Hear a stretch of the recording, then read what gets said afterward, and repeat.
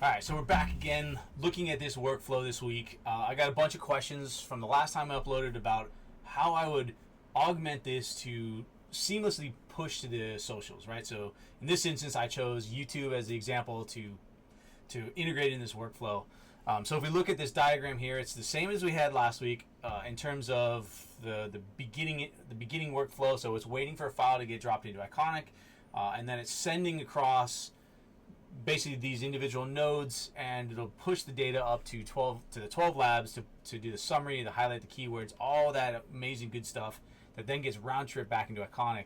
But the difference you can see here is this bottom part where we actually split the workflow in terms of the output, right? So it's also going to Iconic, but at the same time I have it generating a highlight, basically like a highlight reel from the 12 lab side. So it's breaking down the clip into the best sections, and it's giving me the start times, the end times, the duration, as well as the summary information. So if I look at the data that I'm asking from from 12 labs, this is what's going to be coming out. So start, end, highlight name, and highlight summary. It's great information to be able to understand what to work with, right? So then we take that, I'm going to go and I'm going to pull that information out. So specifically, I now have a duration as well, which is very important for the next step. So when I go to CloudConvert, I could have chosen others. This one was pretty simple. It allows 10 free API calls a day, so that's what I'm going to use for this thing, and it worked great in terms of going from MP4 to MP4 conversion. And that's exactly what I'm doing here, right? So I'm grabbing that video URL, the start time, the end time, the specific duration for it to cut, and it's going to clip that file for me, create an MP4. I'm going to put an if and a wait loop as well, so I'm going to be polling the CloudConvert to see when it's done. So if this is a longer clip, it might take a little bit. So I'm going to have it set to wait in terms of the automation so that it's finished, and then moving on to the next step, which is now making a binary data upload point. So this is so that YouTube could actually understand this data and it could know where to extract the files from. And then of course on the last node is the YouTube side.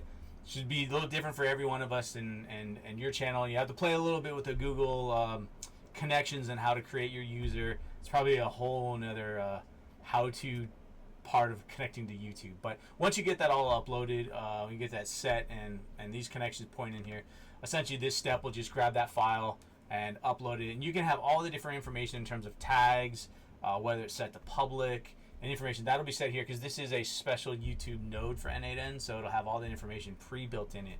And then at the end, when it's uploaded, you go over to YouTube, and then you'll see that's the clip, right? So I have, this was the one I uploaded in Iconic, and then the end of the workflow, it's now also sitting in my YouTube thing with that description that came straight out of the 12 Labs highlight generation, and then also has the tags and the information. So some of these things that you might want to go in later, if you're looking for different types of optimization, you might have to come into YouTube and add some thumbnails, select the right playlists, different information like that you might want to tune. But out of the gates, this is a great way to just get it all out. I mean, it could be to any other different types of social. You have to play with it, whether you're going to go to Instagram, Facebook, blah blah blah, so on, different types of socials. So hope that helps.